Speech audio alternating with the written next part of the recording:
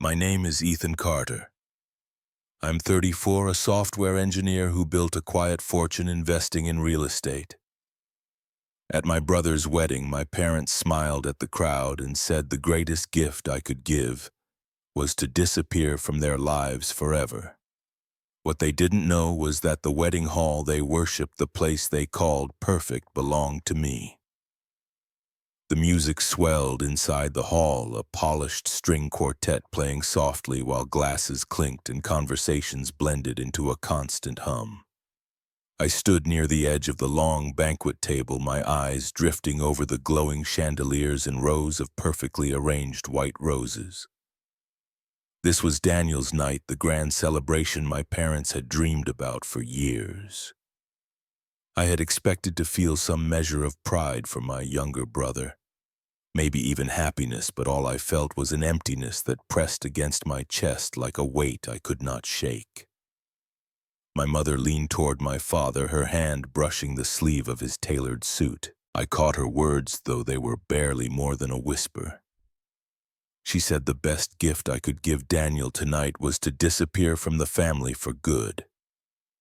My father nodded slightly, his jaw tightening in agreement, as if they had rehearsed this line together. Neither of them looked at me, but I knew they wanted me to hear it. They always wanted me to hear it. For a moment I did not breathe. The laughter of guests, the clatter of cutlery, the music that soared above all of it seemed to dull in my ears. I was 34 years old. I had built a life, a business, something solid out of nothing, and yet here I was reduced to an unwelcome shadow at my brother's wedding. I lifted my glass of water, my hand trembling slightly, and set it back down without drinking. Across the room, Daniel held Olivia's hand as photographers circled them. Olivia glowed in her gown, smiling at everyone who stepped near. Daniel looked every bit the charming groom, the center of attention, basking in it, like the world owed him that spotlight. My parents hovered nearby, introducing him to one investor after another, their faces lit with the pride they never once showed me. I shifted uncomfortably, the collar of my suit feeling too tight. My father glanced my way for a fraction of a second, his eyes sharp cold, then returned to his conversation with one of Olivia's uncles. My mother adjusted her pearl necklace and turned her back fully to me, laughing at something Olivia had said. The message was clear. I was not meant to belong here, not tonight, not ever. I remembered when we were kids, Daniel's soccer games were entire family events, while my science fairs were barely acknowledged. That same sting of being invisible came flooding back sharper now, because I had foolishly thought adulthood would change things.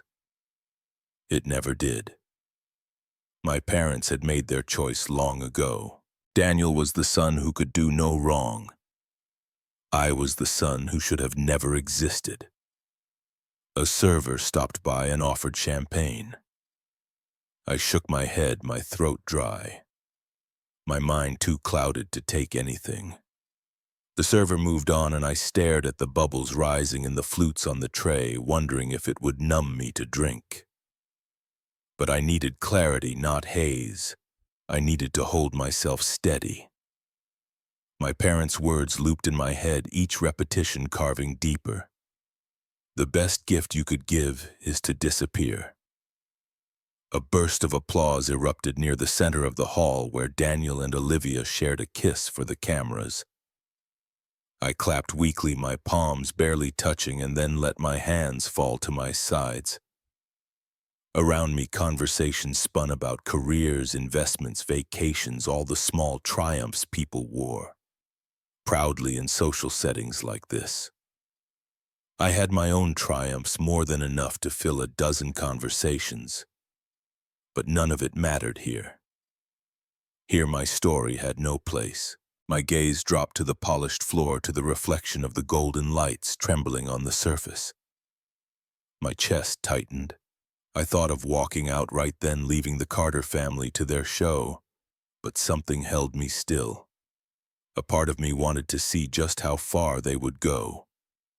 Would they stand on a stage with hundreds of witnesses and erase me from their narrative completely? I felt Marcus watching me from across the room.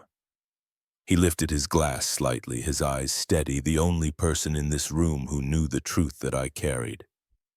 His expression told me to hold on, to endure this moment. I gave the faintest nod in return, a silent acknowledgement that I understood. The truth was mine to reveal when I chose, and tonight was not the moment for that. My mother laughed again, tilting her head toward my father, her earrings catching the light. They both looked so satisfied, so certain of their position, so blind to the reality that surrounded them. My hands curled into fists at my sides, then loosened again. Anger would do me no good. What they wanted was my absence, and I would give it to them, though not in the way they imagined. The music shifted to a waltz as couples moved to the dance floor. Daniel pulled Olivia close, leading her with a practiced confidence. Guests circled them, clapping and cheering. My parents stood nearby, radiant as though the entire evening was proof of their success as a family. I turned away, the sight of it cutting deeper than I cared to admit. I stepped back from the table, my chair scraping sickly against the floor. No one noticed. I adjusted my jacket, straightened my tie, and began walking toward the far doors at the edge of the hall. Each step felt both heavy and liberating. The voices behind me grew distant, the music fading into a dull hum. The cool air from the corridor brushed against my face as I reached the doors and pushed them open. I paused just beyond the threshold, looking back one last time. The hall glowed with light, filled with people who would remember this night as perfect. For them, it would be an evening of joy and promise. For me, it was confirmation of something I had always known. I did not belong here, not with them, not in their carefully curated world. I turned away, the doors closing softly behind me, leaving the laughter and the music on the other side. My footsteps echoed in the quiet hallway, steady and calm, though my mind still raced with the words my parents had spoken. They wanted me gone, erased, invisible. Fine, let them believe I was. I walked on, carrying with me the secret they had no idea existed, the secret that would change everything. I let the cool corridor carry me forward, and the soft scratch of my shoes on stone took me farther back than I expected. The scent of floor wax was the same one our elementary school janitor used. Lemony and sharp, and with it came the house in Dallas, the one with the red brick front and the clipped oaks along the walk. In that house, everything gleamed for other people. My mother polished the life out of surfaces, my father burnished conversations until they sounded like press releases. The only thing they left scuffed was me.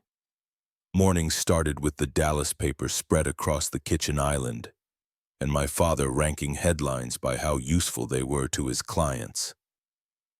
He would tap a finger against a column about mergers, then give Daniel a smile for no reason except that he was Daniel. My mother would slide a plate of eggs toward me without looking up, already dressed to tour a listing in Highland Park, already rehearsing names she could drop later.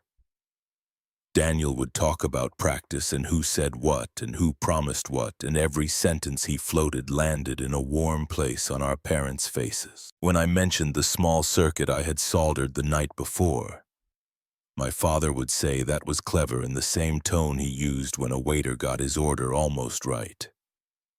Afternoons meant carpools and games and being somewhere for Daniel. My mother wore school colors like a second skin. She knew every parent with a booster badge and knew how to angle her body just so at the fence to be seen cheering. I stood beside her with a backpack that rattled with loose bolts and scavenged parts for whatever I was building after homework. When Daniel scored a goal, she would grip my shoulder and say, "Breathe that in. This is what matters." When I tried to tell her the little rover I coded could follow a line on the garage floor, she said later, "Ethan, not now." Emily arrived when I was 8 and Daniel was 12. By the time she started school, she had learned to read more than books. She read rooms. She saw how my father's compliments traveled across the table and curved around me like I was a chair in the way. She saw where my mother placed frames on the mantel and how she rotated Daniel's soccer photos to the center, while my science certificates migrated down the hall to a wall no guest ever noticed. Emily would find me in the garage and sit on the concrete with a juice box, asking how the gears meshed, asking where the power went when the motor hummed. She told me once in a whisper that when she grew up she wanted to work on whatever I worked on. She said it with a seriousness that steadied me. The first time I won anything that took me beyond our district, it was the county science fair. I had scraped together a sun tracking array from thrift store lamps and a kit motor wired to a controller that learned angles over days. My teacher pushed me to take it to the state level in Austin. My parents nodded politely and said, of course, then asked what time Daniel's travel team met in Frisco that same weekend. I did not argue. I had learned not to. My teacher arranged a ride with another student's family. I told myself it would be fine, that the win, if it came, would belong to the work and not to a chair filled in a row of folding seats. It did come. When they called my name, I stood and felt all the doubt wash off like heat under rain. The hall vibrated with applause. On the stage, I took the ribbon and the plaque, and I thought of the sound our garage door made when my father came home, that groan and clatter that meant a chance, however small, for him to see me. I scanned the seats for a familiar face I knew was not there. After they took the photo, I checked my phone and found a voicemail from my father. He said he was proud of Daniel for playing through an ankle tweak and that I should make sure I had money for dinner. He said to be mindful of receipts if my teacher needed reimbursement. He did not ask how I did.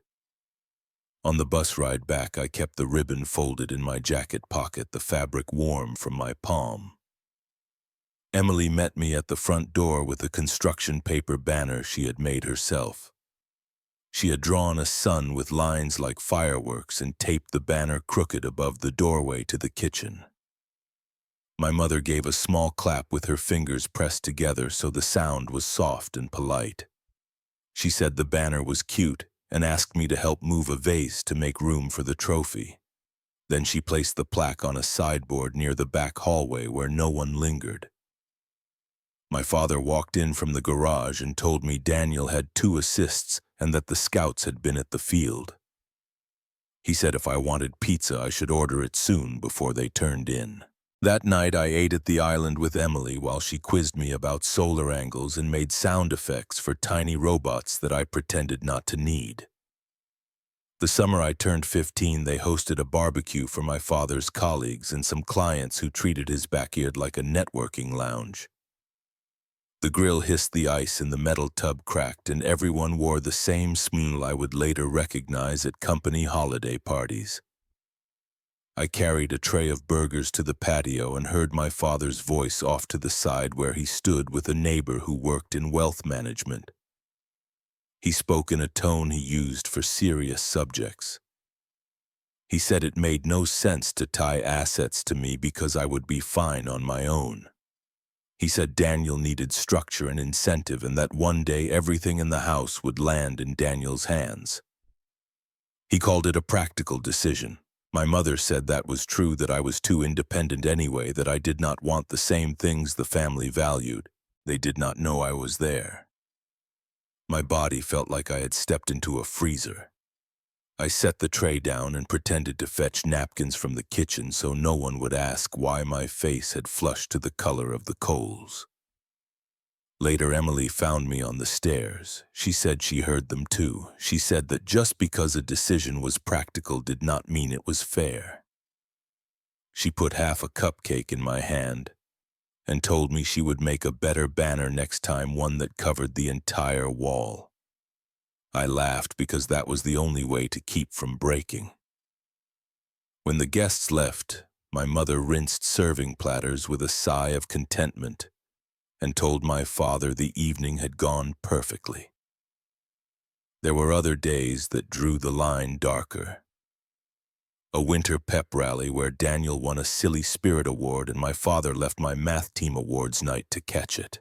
A Sunday service where our pastor used an example of humility from a newspaper article about student inventors and my mother corrected someone in the aisle afterward by saying, "Daniel had the more exciting trajectory." I learned to be present for my brother while he collected eyes and approval like they were owed, and I learned to be absent for myself in ways that kept me from hoping. The state science fair my senior year was in Austin again, in a larger convention hall that smelled like coffee and metal. I had built a low-cost water quality monitor that could mesh data across a neighborhood and map it in real time. Judges lingered, asked thoughtful questions, took notes. When the winners lined up, I stood with a confidence I had borrowed from the device itself. I looked at the empty chairs where my family might have sat. My teacher squeezed my shoulder and told me to breathe. When my name was called for first place, I smiled and lifted the plaque, and in the long second before I stepped down, I searched the back of the room. I found no one I knew. Afterward, I checked my phone and there was a message from my mother about traffic on the tollway. She said Daniel's scrimmage had gone to overtime and that she hoped my event had gone fine. She added a heart at the end, the emoji kind that felt like a sticker slapped over a bruise. If there was one person outside of Emily who made me feel seen, it was a teacher who kept a cabinet of broken electronics for me to tear apart. He wrote a recommendation that made me believe UT Austin might actually want me. When the envelope came with the scholarship, my mother smiled for the photo and my father patted my shoulder. Then both asked about Daniel's spring tournament schedule. I carried the acceptance letter to my room and spread it on the desk under a lamp that hummed faintly. I traced the seal with a fingertip and pictured a city where no one knew my last name and where a lab might be more home than any room I had ever slept in. Before I left for campus, I tried one more time to bridge the gap with my father. He sat in his study with legal pads fanned in a half circle on his desk, drafting language that would become someone else's security. I stood in the doorway and told him I could handle the loan paperwork and that the scholarship covered most of it anyway. He said, of course, that I was resourceful, that he never worried about me. He said Daniel needed more of their attention and that the balance was natural. He said when I had a family, I would understand. I nodded because arguing would have been like tugging at a locked safe. I wanted him to say good job, to say he saw me. He said we would revisit things later. We never did. Senior year in high school had also included one last trim to the mantle. My mother took down a framed article about my science team and replaced it with Daniel's framed varsity letter. She said the mantle should tell the story of the family in a way guests could grasp in one glance. She said achievements were easier to appreciate when they were relatable. She said all of this with a softness that implied she was doing me a favor.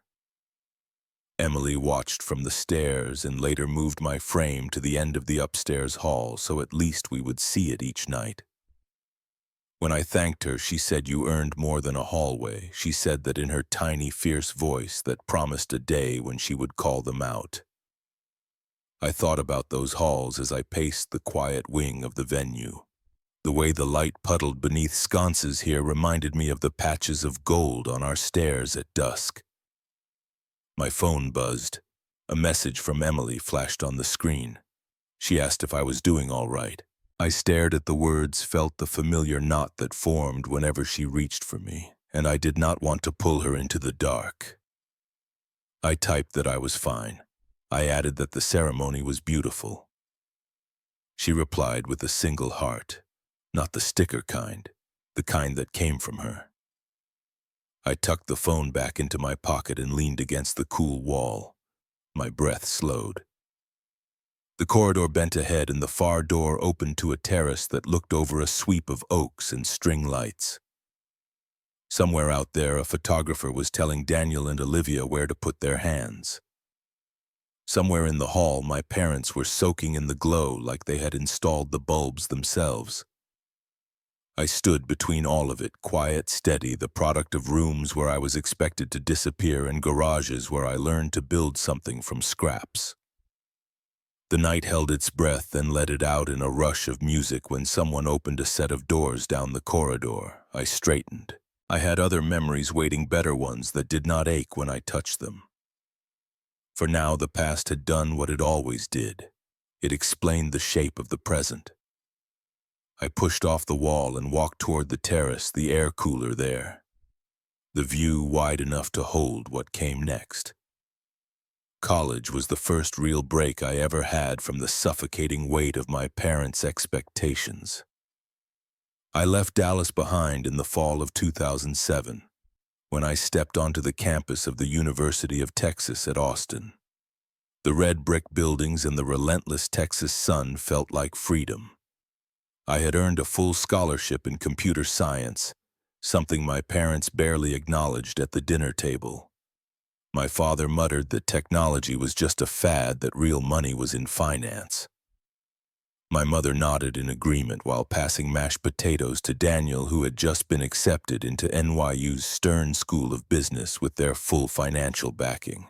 He would live in New York in a furnished apartment paid for by them while I juggled part-time coding jobs to cover food and books despite the scholarship. At Austin, I poured myself into work, coding late nights in dorm basements, entering hackathons, chasing every opportunity that might build the future I imagined. By my junior year, I had co-founded a small team that built a network security prototype. A project that caught attention from a local venture capital group. My professors pushed me hard, but unlike my parents, they saw potential. That recognition mattered.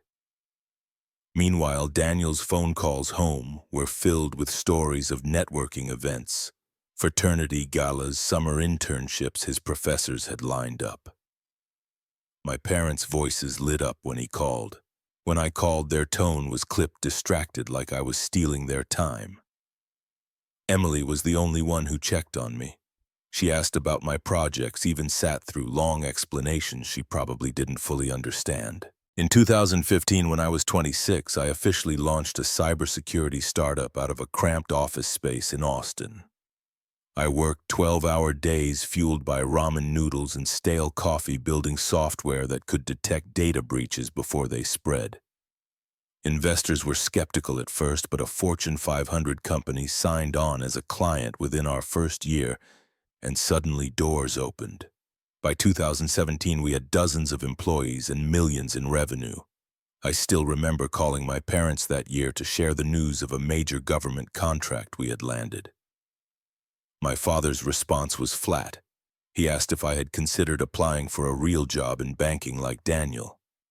My mother asked if I had started dating anyone serious. It was as if my accomplishments were invisible unless they fit their definition of prestige. By 2019, at 30 years old, I sold the company to a larger tech firm for $40 million. $40 million. More than enough to set me up for life. But when I told my parents, my father chuckled and said it was probably just luck that tech companies crashed all the time. Daniel was still in finance, then still living off my parents' approval, yet I was the one being dismissed. That moment hardened something in me. I stopped trying to prove my worth to them. Instead, I quietly started investing. Real estate stocks and eventually hospitality properties. I didn't flaunt it. I didn't tell them. I simply built. In 2021, I stood outside a sprawling property in the hill country just outside Austin, the kind of venue that hosted picture-perfect weddings framed by vineyards and sunsets. The stone exterior glowed warm in the afternoon light, and the main hall had floor-to-ceiling windows overlooking the valley. I had run the numbers, calculated the risk, and decided. Inside, the manager slid a thick contract across the polished oak table. I picked up the pen, my pulse quickening. This was not just an investment. This was the most personal decision I had ever made. Every insult, every slight from my parents echoed in my head.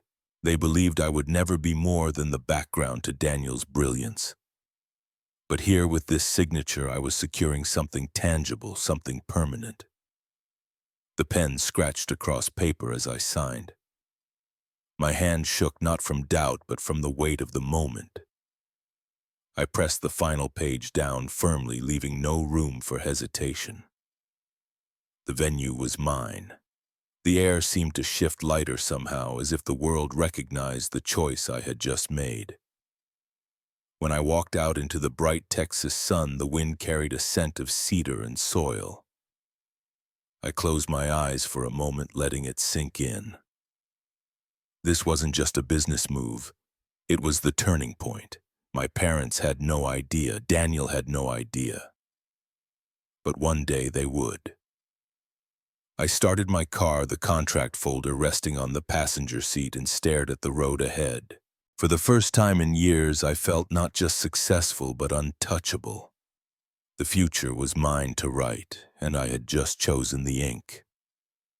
The hum of the engine filled the silence as I pulled away from the property. The hills rolled past my window, steady and unyielding, much like the resolve building in me. This venue would stand as more than a business. It would be a reminder that no matter how deeply my family tried to bury me in their shadow, I had built my own place in the light. I gripped the wheel tighter, the sun dipping low in the horizon, painting the sky in streaks of orange and crimson. The contract sat quietly beside me, but it might as well have been a declaration. A new chapter had begun, and for the first time I was not just reacting to their neglect. I was preparing. I drove on the road, winding ahead, each turn carrying me closer to a reckoning none of them could yet see. News of Daniel's engagement reached me in the spring of 2022, tucked into a short phone call from my mother that lasted barely 2 minutes. She was breathless with excitement, her voice brighter than I had heard in years. Daniel had proposed to Olivia Bennett during a trip to Napa, she said, and of course, she had said yes. Before I could respond, she added that the Bennetts owned one of the largest luxury hotel groups in New York, and that this match would elevate our family name. Then she hung up, probably racing to her next luncheon where she could brag about her future daughter-in-law. I found out more about Olivia through Emily, who had done her own research. Olivia was 28, polished, well-educated, with a smile that filled society magazines. She had grown up in Manhattan penthouses and Hampton's beach houses, the only daughter of Robert Bennett, a man known in business circles as both ruthless and refined. Emily told me Olivia was the kind of woman who looked just as comfortable at charity galas as she did on sailing trips off Long Island. When I finally met her, it was at a dinner my parents hosted in Dallas to celebrate the engagement. The Bennetts flew in on their private jet, and the evening had the gloss of a political fundraiser more than a family dinner. Olivia entered the dining room in a cream dress, her hand looped through Daniel's arm, her posture effortless.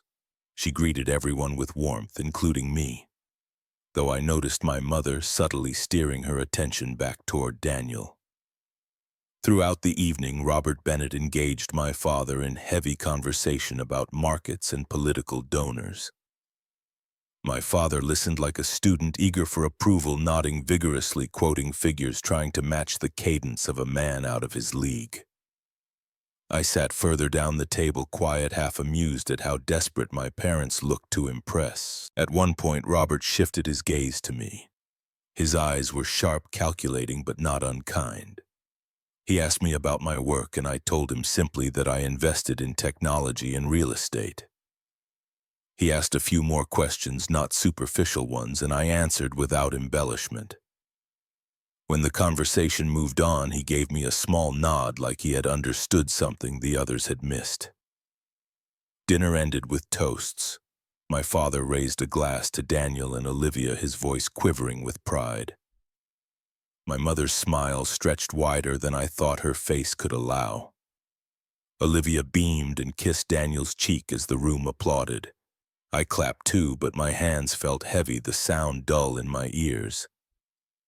I watched my brother bask in admiration and wondered if he realized how fragile it all was. In the months that followed, the wedding planning consumed the Carters. Every phone call from my mother was about venues, dresses, menus, and guests. I listened, adding a word here or there, all the while hiding my own knowledge that one of the top venues in the hill country already belonged to me. They spoke about it often, describing the sprawling oak trees, the sweeping views, the perfect hall for a ceremony. They were desperate to book it, though they had no idea whose signature rested on the deed. Olivia herself spoke about it when I saw her again at a smaller gathering in New York. She leaned across the table during cocktails and said she had toured the place with Daniel and thought it was magical. She said the light in the main hall at sunset made her want to cry. I forced a smile, my chest tightening with the secret that she had unknowingly praised my property. I wondered if Daniel knew and chose not to tell her, or if he too had no clue. That evening in New York, Robert approached me privately. He held a glass of scotch and studied me for a long moment before speaking. He said he admired people who built quietly, who did not need applause to validate them. His words struck deeper than I expected. He did not elaborate, just patted my shoulder once and returned to the group.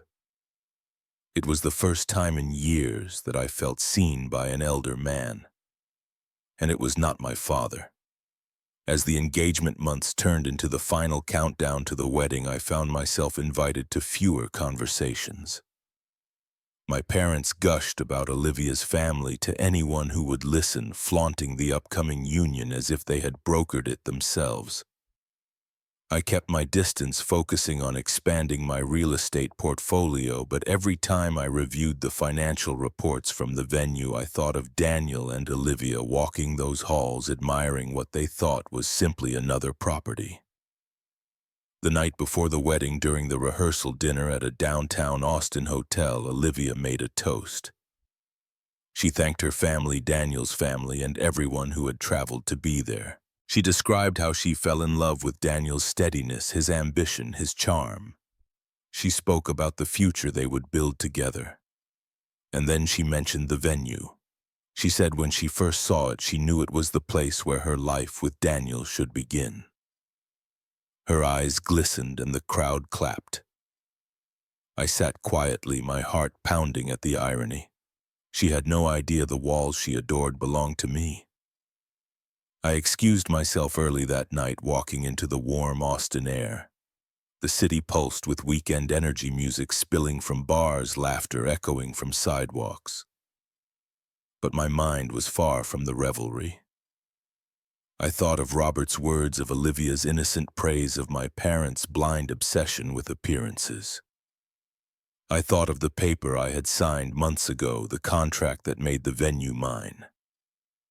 As I drove out of the city toward my place, the skyline fading behind me, I felt the weight of what was coming. Tomorrow my family would walk into a hall they worshipped, unaware that every brick, every light, every polished surface answered to me. Olivia would smile, Daniel would boast, my parents would preen, and none of them would know the truth. I parked in my driveway and sat for a moment in silence, the night pressing around me. My hands rested on the steering wheel, steady, calm. The secret had grown heavier but not unbearable. It was almost ready to reveal itself. Not yet, not tonight. Tomorrow would be enough. I stepped out of the car, the gravel crunching under my shoes, and looked up at the dark sky stretched wide above Texas. The stars burned cold and clear, and I let the sight ground me. The stage was set. The players were in place. All that remained was time. Morning light slipped through the live oaks and pooled on the flagstone paths like warm water. The venue woke up in slow waves. Delivery vans eased through the service gate. Catering staff rolled linen carts toward the main hall. Cassandra walked the perimeter with a clipboard, speaking into her headset in a brisk rhythm I knew meant everything was on time. I stayed on the edge of all of it, a quiet current moving alongside the bustle, hands in my pockets, heartbeat steady. My phone buzzed. Marcus checked in early like he always did on days that mattered. He asked if I had slept. I told him I had slept enough. He asked if I still wanted the same approach. I said yes. He reminded me to let them define themselves in public before I said anything at all. He said that restraint was a sharper tool than outrage. He did not have to add that it was also cleaner legally. I thanked him and promised to keep my hands off every lever I owned unless there was a safety reason to touch it. He told me he was 10 minutes away. I cut through the courtyard toward the terrace and saw Daniel already there. He stood at the rail that looked out over the valley, suit jacket thrown over a chair. Shirt sleeves rolled twice, a pose that had always been effortless for him. He heard my steps and did not turn. He said it was a big day. I agreed. He said he had a full schedule and no time for distractions. I told him I was only out here for the air. He finally looked over, mouth tilted in a satisfied line. He asked if I planned to draw attention to myself at any point today. He said he needed me to understand that this was not about me. I told him I had no plans beyond standing where I was told and smiling when appropriate. He studied my face like a coach checking for weakness, and then he smiled wider, the kind of smile he wore when he knew something he could not wait to use. He said he had done some reading the night before. He said Texas public records were surprisingly helpful. He said there was a limited liability company that held the deed on this property. He named the holding company correctly, every syllable crisp. He said that company had a managing member with a familiar last name. He let the silence sit between us until he was sure I understood what he was really saying. Then he said he would prefer that I kept that little fact to myself. The wind lifted the edge of his shirt and the valley below answered with a faint rustle through the trees. I kept my voice even. I asked when he figured it out. He said 6 weeks ago, right after the site visit, when one of the floor managers called me Mr. Carter in a way that was not guest casual. He said that later he asked a planner for a copy of the insurance certificate for the venue and found the corporate name. He said he pulled the filings on his phone in the car and stared at the screen for 10 minutes. He said he realized what it would look like if Olivia's family discovered he had not chosen this place through negotiation and taste, but had been walking for months inside my house without knowing it. I leaned on the rail so I would not take a step I would regret. I asked why he had not told Olivia. He looked offended that I would ask the question. He said there was no need to burden her with details that would only make the weekend awkward. He said the optics were important. He said Robert Bennett respected men who made decisive choices, and it would be better for everyone if the story stayed simple. He said the story was that he and Olivia found the perfect place because he had a good eye. He said I could appreciate the value of a clean narrative. I watched a hawk circle and lower toward the far pasture before rising again on a smooth thermal. I told him I was not trying to embarrass anyone. He nodded as if I had finally arrived at the right thought. He said, "Then we are in agreement." He said I would stay quiet and let the day unfold. He said I would be kind and keep a low profile.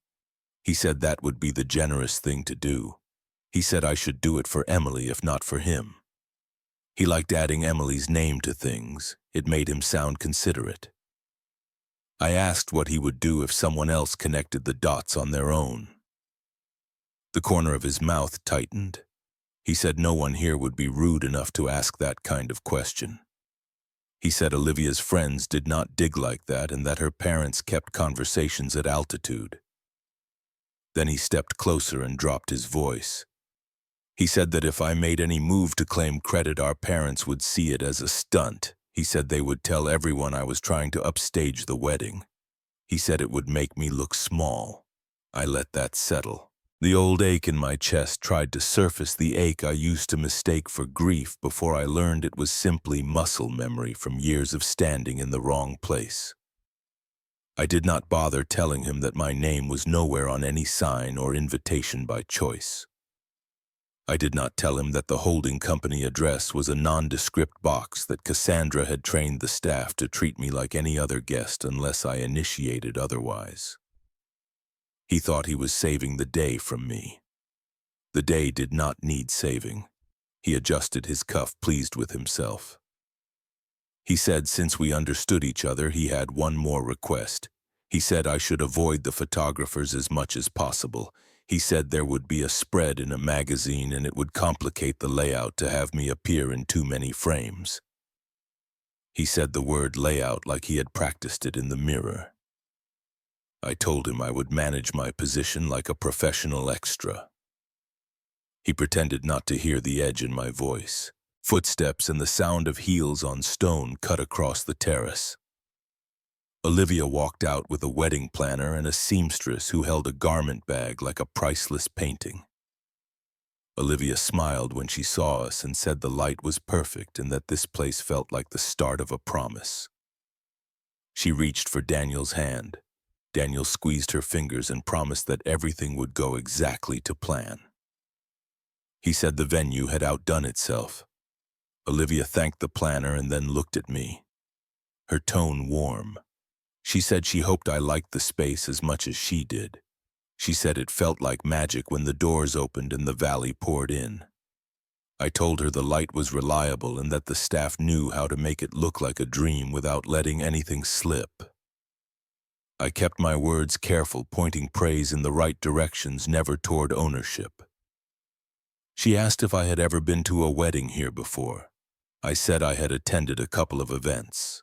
Daniel cut in and said I did not get out much these days. Olivia laughed gently and said I needed to come to New York more often after the honeymoon. Her eyes were kind. She did not play the status game with me. Not yet. They moved on with the planner notes clipped and brisk. I stayed at the rail until they reached the far doors and disappeared inside. The terrace quieted again. My phone buzzed a second time. Marcus texted that he was in the parking lot. I met him by the staff entrance where he would not draw eyes. He wore a navy suit that made him look like he had grown up inside courtrooms. He asked how I was holding up. I said I had just taken a tutorial on optics from my younger brother. Marcus asked if Daniel had tried to draw a boundary around my existence. I said he had and that he also knew about the ownership. Marcus exhaled and nodded once the way he did when a variable he had suspected finally landed. He asked if Daniel had threatened anything legal. I said no, just reputation theater. Marcus said the plan stayed the same. He said silence did not mean surrender. He said I had already won simply by sitting still while everyone else announced what they valued. He said if anything went sideways, he had copies of every contract and a portable scanner for any last-minute paperwork someone might try to slide onto a tray between appetizers. He asked me to rehearse the single sentence I would use if pushed. I repeated the sentence I had practiced with him. I said I was here to celebrate Daniel and Olivia and that Cassandra and her team were the only faces anyone needed to know. He smiled. He said that sentence was a locked door. He said if anyone wanted to go through it, they had to show why. He put a hand on my shoulder and told me to breathe. He said he had a seat where he could watch the room and that he would be invisible until needed. He said he would text Emily to check on her. I told him I appreciated it. We cut through the service hall and paused near the kitchen pass. The chef called out times the cadence precise and an assistant tallied plates. Cassandra spotted us and crossed the floor with the calm of someone who had already solved 3 problems we would never learn existed. She asked me if I wanted to inspect the ceremony hall. I told her I trusted her eye. She said then she wanted only one instruction. She asked if she should adjust the lighting plan if a request came from our parents. I told her to adhere to the contract exactly. She nodded and said she would place a printed copy at the manager station. Out in the main corridor, I saw my mother adjusting a boutonniere on Daniel's lapel with the intensity of a surgeon. My father stood beside them, rehearsing names from a folded list, his voice low. When my mother saw me, she drew herself taller. She said I should consider moving to the far side of the room when the photographers arrived. She said the family spread was tight and they did not want to crowd. My father suggested I could help seat Olivia's relatives. He called it being useful. I told them I would stand wherever the planner placed me. Daniel watched my face, hunting for something he could use in a retelling later. He found nothing. Olivia joined them and slipped her hand into his elbow. She looked from me to the hall with uncomplicated joy that made her seem younger. She said she could not wait to see the room when the candles were lit. She said the last time they had been here she had almost cried at rehearsal because it looked like a film.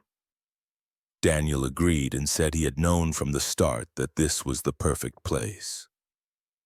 My mother kissed Daniel on the cheek and told him he looked like a young executive ready for a magazine cover.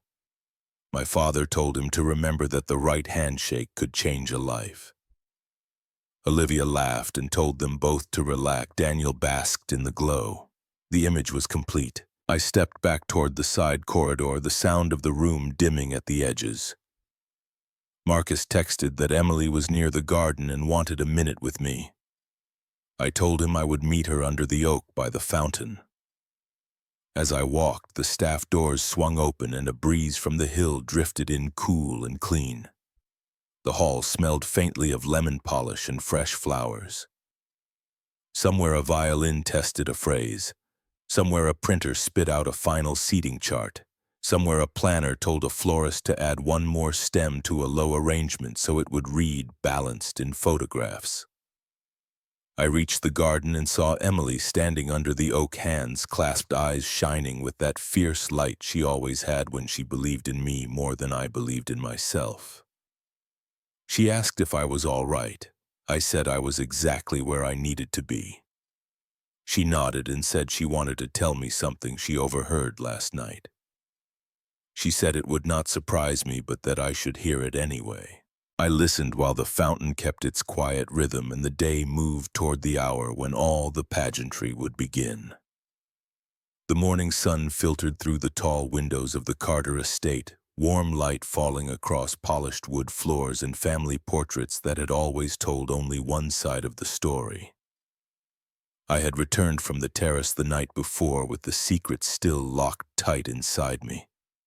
But the air in the house carried a different tension. It was quieter, purposeful, like something was being arranged behind closed doors. Later that day, Emily found me in the garden. Her face was pale, her voice hushed as she told me what she had overheard. She had passed by the study where our parents were speaking with Daniel. Their voices carried low but clear enough. Our father had been saying that the will would ensure Daniel received the house, the businesses, and nearly all of the estate. My share would be symbolic, a gesture to avoid appearances, nothing more. Emily's eyes filled as she repeated their words to me. She said our mother had agreed, even urged that Daniel be elevated as the rightful heir, while I was described as someone who had chosen his own path and therefore no longer needed family support. Hearing it through Emily's trembling voice stung worse than if I had been in that room myself. I stood very still, the weight of it settling over me. Years of achievements, every fight to prove myself, every sleepless night building what I owned, and still I was nothing more than an afterthought in their legacy. To them, Daniel was the future. I was the mistake that had survived too long in their shadow. Emily reached for my arm, whispering that she was sorry, that she wished she could change their hearts. I told her not to carry their sins on her shoulders. She had been the only one who ever saw me clearly. But inside, something cold took hold. This was no longer about approval or even love. It was about truth, about exposing what they had built on lies and favoritism. When Emily left me in the garden, I sat alone and the sound of birds overhead mocking the songs that had opened in my chest. The will was only words on paper, but it revealed everything. They had already decided who mattered, who would inherit not just wealth, but their name, their pride, their story. I let the anger settle, not in fire, but in stone, the kind that built foundations, not flames. If they thought I would stand by quietly while they wrote me out of existence, they were wrong. The day was moving towards ceremony and celebration, but for me it had shifted. Every smile, every toast, every vow would now carry the shadow of what Emily had told me, and I would not forget. The morning of the wedding broke clear and sharp, the kind of Texas day where the sky stretched wide and merciless. Cars rolled through the gates in a steady stream, sleek sedans and black SUVs, each carrying polished guests who stepped out as though walking into a gala. The valet line curved along the drive, tuxedos and gowns glinting under the sun. Photographers waited by the entrance, snapping frames as senators, donors, and executives from Olivia's world filed inside. I stayed to the side near the shadow of the stone archway, watching the crowd pour into the hall I owned. The air smelled of cut roses and polished cedar, of champagne already being poured behind the bar. Cassandra moved across the floor with her headset, issuing quiet instructions, her clipboard tight against her side. She was a storm contained in human form, every detail under her command. Inside the hall shimmered. Long tables gleamed with crystal candles stood waiting to be lit, and the glass wall opened to the valley where the light would flood in at sunset. Guests murmured with approval, their voices echoing off the high beams. Every nod of admiration was a small victory that belonged to me, though none of them knew it. I caught sight of Robert Bennett speaking with a congressman near the bar. He was at ease, commanding without effort. My father lingered close, trying to enter the circle, laughing too loud at something said, desperate to be seen as part of that world. My mother floated nearby with Olivia, her hand resting lightly on the young bride's arm as though she owned her too. I drifted closer, not enough to be pulled into the conversation, but close enough to hear my mother's voice right above the hum. She was smiling at the Bennett guests, her eyes bright with triumph. She said Daniel was the pride of the Carter family, the only son who had carried their legacy forward. Her words hung in the air, deliberate, sharp, impossible to miss. The group around her nodded politely. Daniel adjusted his cufflinks, chest lifted, basking in the glow. My father's laugh followed hers, sealing the sentiment like a stamp. For a moment, time pressed hard against me, the weight of years, concentrated into a single declaration. The best of the family, the only pride, the chosen heir. And I was standing less than 10 feet away, as invisible as the air they breathed. I stepped back toward the edge of the hall, the sound of clinking glasses chasing me. Cassandra caught my eye from across the room, gave the smallest nod, then turned to direct a pair of servers toward the courtyard. She knew how words like that landed, though she would never say it out loud. The music swelled as the next wave of guests arrived. Laughter rolled across the room. My parents' words still echoed in my head, burning, but beneath the burn something steadier grew. The day was only beginning, and their stage was far from finished. The reception hall pulsed with music, glasses raised in rhythm with laughter that seemed endless. Waiters carried trays of champagne, weaving between tables where senators, bankers, and hotel magnates leaned close in conversation. I stayed near the edge, close enough to observe, but far enough to be ignored. The moment came when the planner invited family to the microphone for toasts. I rose from my chair, slowly smoothing my jacket, heart steady. The mic stood on the small stage near the head table, polished and waiting. I walked toward it with measured steps, rehearsing only a handful of words in my head. Nothing dramatic, just the kind of congratulations expected from an older brother. A simple wish for Daniel and Olivia, something they could look back on as sincere. But before I reached the stage, I heard my father's voice, sharp, loud enough to cut through the music. He stood from his seat, hand raised as though he were dismissing a waiter. He said my presence was unnecessary, that the evening was for Daniel, and that the family had already spoken. The guests turned, some smiling awkwardly, unsure if they had misunderstood.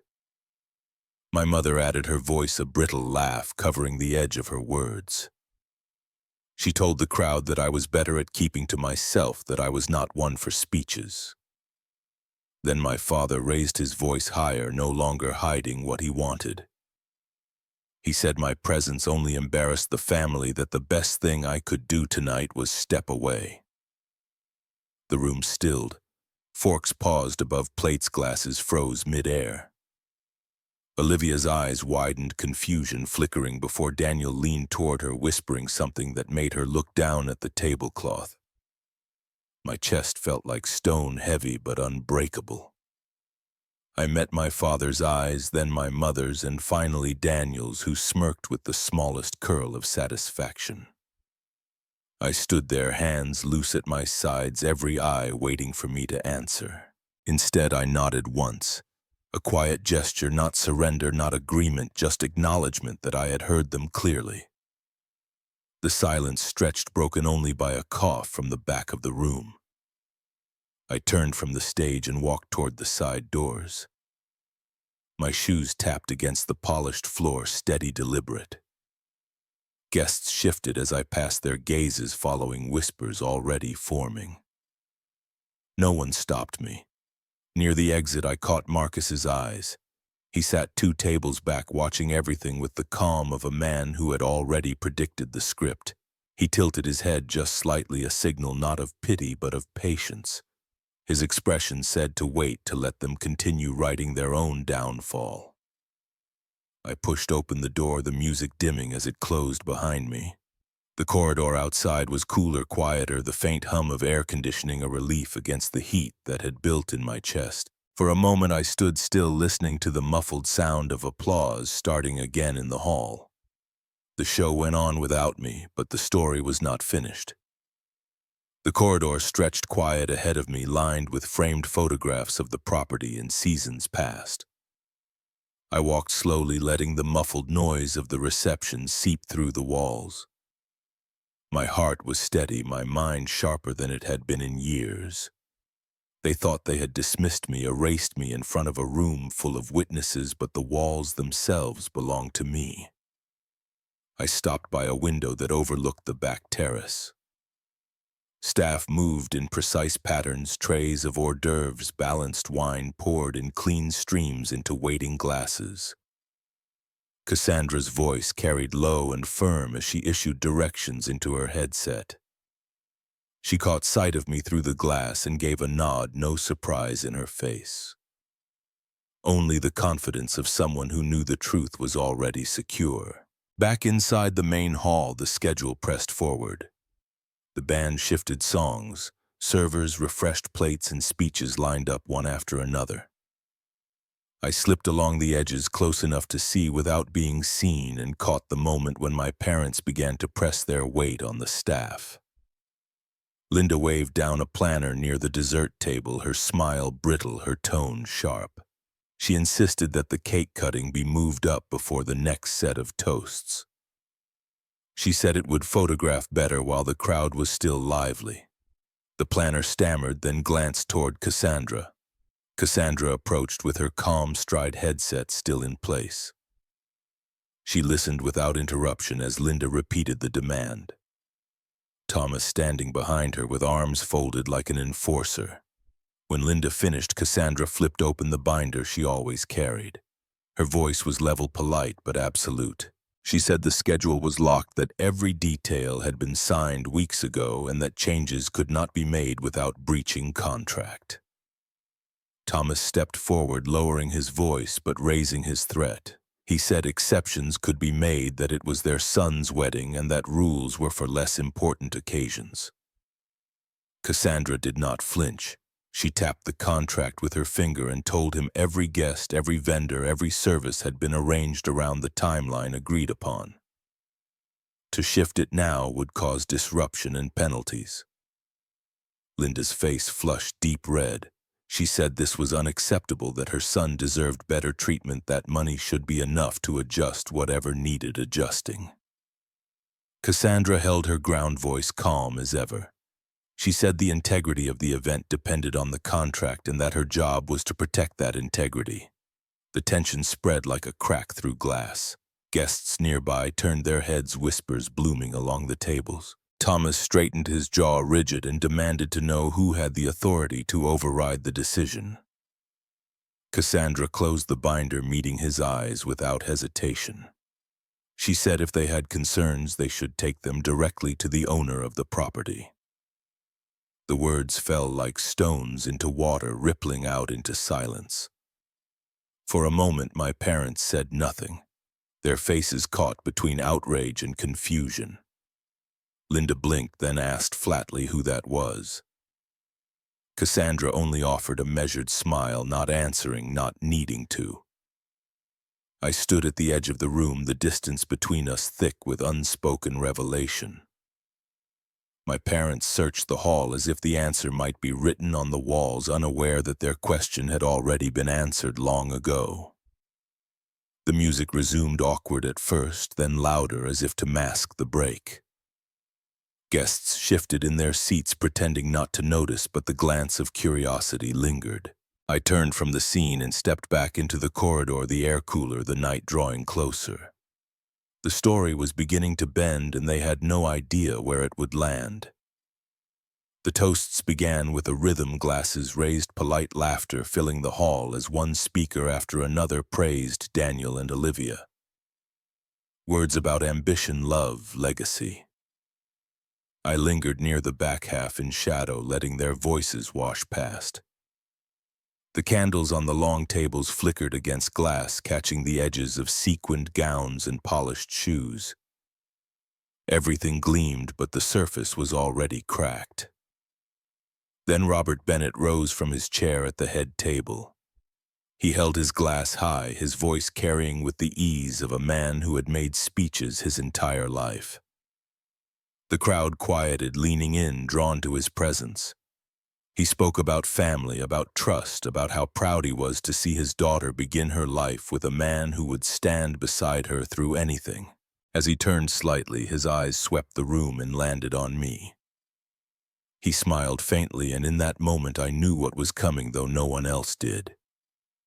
He lifted his glass a little higher and said he wanted to give thanks not just to his family but to those who made the evening possible.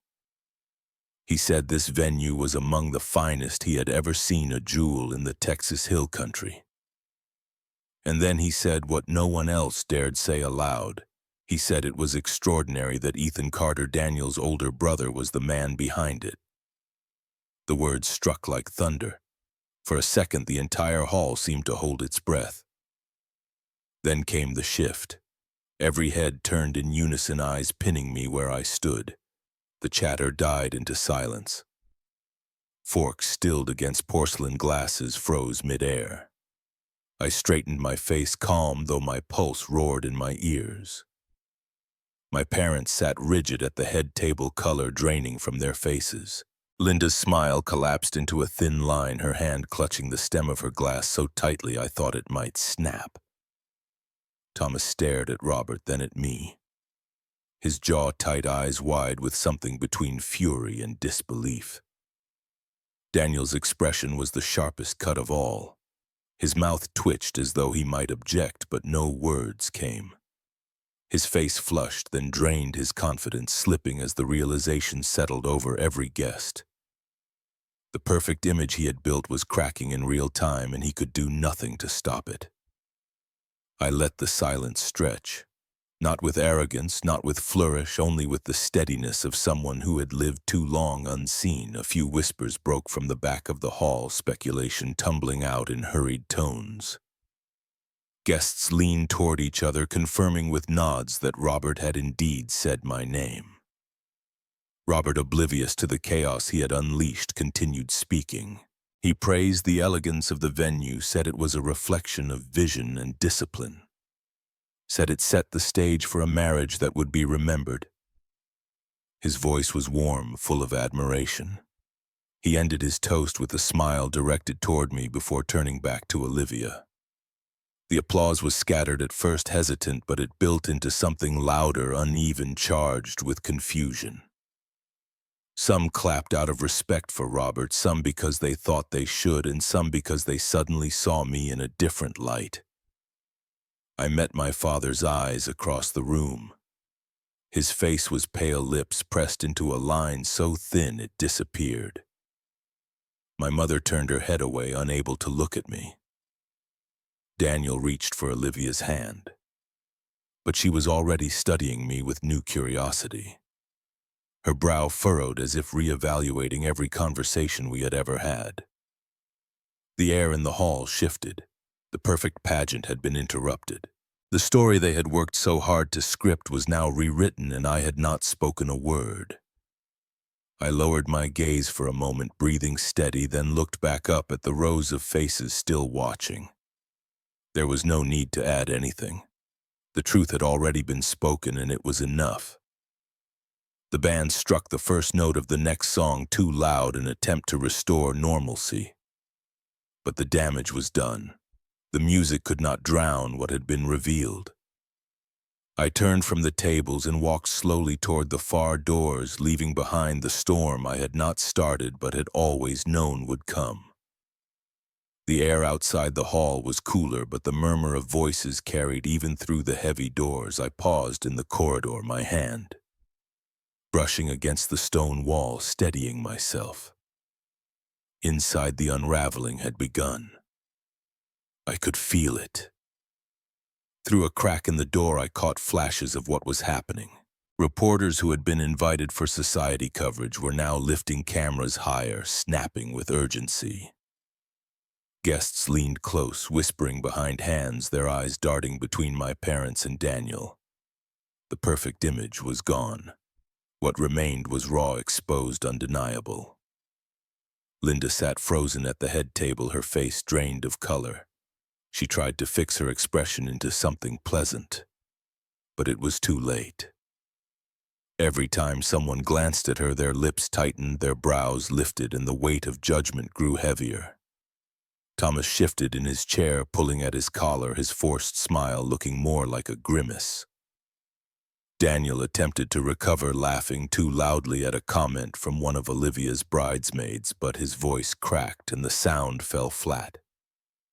Olivia herself had withdrawn slightly, her smile thin, her eyes searching him as though something fundamental had shifted. Robert Bennett still carried on conversation, but even his words now floated in a different current. The balance of power altered in an instant. I stepped back from the door, choosing not to linger. This was not my fight to watch unfold, it was theirs. They had staged this theater, and tonight the curtain had torn under its own weight. I walked slowly down the corridor, each step measured, each breath calm. Emily found me near the garden doors. Her eyes shone with tears she did not bother to hide. She pressed her hands to her face, then lowered them, and looked at me as though she had seen the proof of everything she had always believed. She whispered that she was proud that finally everyone else knew the truth she had carried for years. Her voice broke as she said it, and the tears slipped free. I pulled her into a quiet embrace. She was shaking not from sadness but from the release of something long held. She had spent her whole life watching the scales tilt against me. And now, before the most important guests our parents could gather, the truth had shifted the weight. She whispered again that she was proud. I told her to hold her head high, that none of this was hers to carry. Marcus appeared a moment later, calm as ever, his tie loosened just enough to suggest he had expected exactly this. He looked at me with a faint smile, the kind that carried both relief and victory. He said nothing at first, just clapped a hand on my shoulder. When he finally spoke, he told me I had done exactly what was needed. He said restraint had spoken louder than any speech ever could. Behind us, the music tried to swell again, but it carried a different tone now. The laughter was brittle, the applause uneven. The photographers clicked more frequently, catching not just the bride and groom, but the cracks spreading across the Carter family's facade. What was meant to be their triumph had become their undoing. I stood in the garden for a while, letting the cool night air wash over me. Lanterns swayed in the breeze, their light seen against the stone walls. The hum of the party continued, but I no longer felt tethered to it. I had no need to return, no need to explain myself.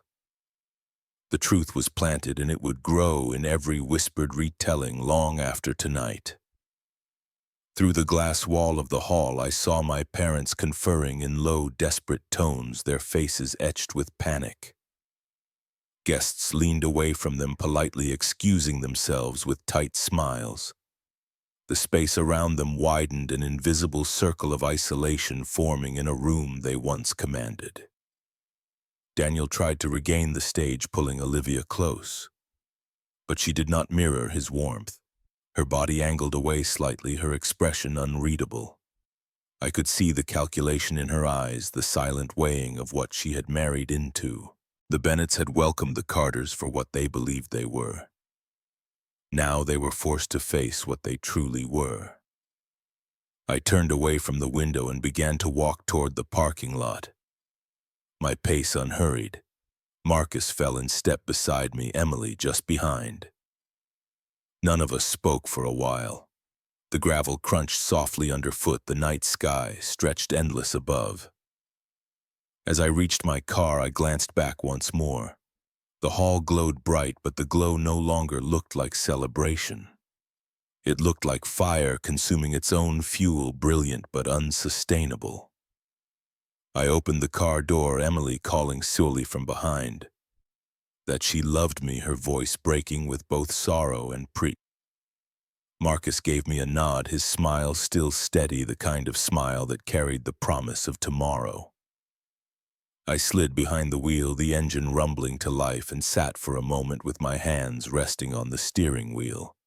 Tonight had not been about revenge alone. It had been about balance, about a truth that could no longer be denied. I eased the car forward, the headlights cutting across the stone path, and pulled slowly away. The venue stood behind me, grand and glowing, still filled with laughter that rang hollow now. The same walls my parents had tried to erase me inside were the very walls that had brought their judgment. The night swallowed the sound of the party as I drove farther into the hills, steady, calm, and free. The highway stretched out ahead of me, dark and open, the hum of the engine steady beneath my hands. The city lights of Austin shimmered faintly in the distance, a reminder that there was a world beyond the Carter name, a world I had built piece by piece. For the first time in years, the weight that had followed me from childhood no longer pressed down. It had been lifted not by their approval, but by the truth finally standing in plain sight. I thought about my parents still sitting in that glowing hall, trying to stitch together the shreds of their I thought about Daniel smiling through clenched teeth. Olivia looking at him with new questions in her eyes. Their story would continue, but it would be written differently now. They would live under the shadow of a truth they could never control, and I would not be there to see it. I remembered Emily's tearful eyes, the relief in her voice when she told me she was proud. She had always been the quiet witness, the one who believed when no one else did. Her loyalty mattered more than any inheritance, more than any toast. And Marcus, steady as ever, had been right. Silence had carried farther than 1,000 accusations. The city grew closer, lights sharpening the road, widening. My thoughts shifted from what I had left behind to what lay ahead. The venue was mine, and it no longer felt like just an investment. It could be more. Not a monument to my parents' rejection, not a trophy from a battle I had never wanted. It could be a place that gave others what I had never been offered. I pictured couples walking through its doors who did not have wealth or legacy but carried love strong enough to deserve celebration. I pictured community events, fundraisers, concerts, nights filled with joy that had nothing to do with status. The stone walls and glass windows had already exposed one truth. Now they could hold something greater. By the time I pulled into my driveway, the decision had settled in me. The venue would not just be a business, it would be my statement, my answer to a lifetime of being told I did not belong. If my family could not accept me, the world would. Not through applause, not through magazines, but through something real. Something human. I turned off the engine and sat for a moment in silence. The night was calm, the air cool against my skin. For once, I did not feel the need to brace myself for the next fight. The fight was over. I had walked through the fire they set for me and come out clean on the other side. I looked up at the stars scattered across the Texas sky and felt the simplest truth of all. Family is not always blood. Sometimes it is the people who stand beside you when the rest of the world turns away. For me, that was Emily, that was Marcus, and it would be every person who found a moment of joy inside the walls I now owned. At my brother's wedding, they told me the best gift I could give was to disappear. And I did disappear. Not from life, not from the world, but from their hold on me, from their power, from the story they tried to trap me in. They will go on pretending I never existed, but the truth will not disappear. It is carved into the very stones of the place they tried to claim as their triumph. I opened my front door, the quiet of my home greeting me like a long-awaited friend. I set my keys on the counter, loosened my tie, and let the silence embrace me. I was free, truly free. At my brother's wedding, they told me to vanish. I did vanish, but only from their lives. The truth remained, and it always will. If this story touched you, share your thoughts, pass it along to someone who might need to hear it, and subscribe to the channel for more stories of justice and karma that remind us the truth always finds its way.